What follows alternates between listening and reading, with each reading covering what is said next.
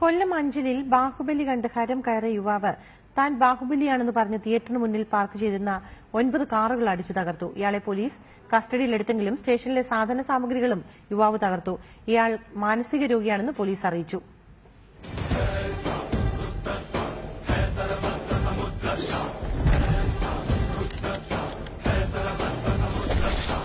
അഞ്ചൽ അർച്ചന തിയേറ്ററിൽ ഇന്നലെ രാത്രിയാണ് സംഭവമുണ്ടായത്. ബാഹുബലി ചിത്രം കണ്ട് പുറത്തിറങ്ങിയ യുവാവ് താൻ ബാഹുബലിയാണെന്ന് മറ്റുള്ളവരോട് വിളിച്ചു കൂവി.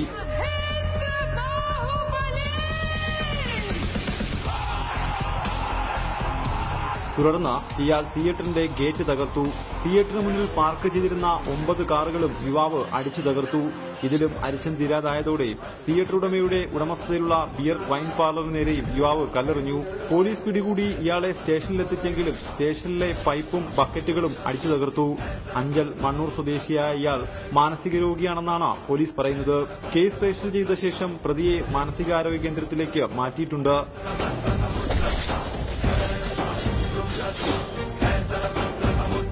റിപ്പോർട്ടർ കൊല്ലം.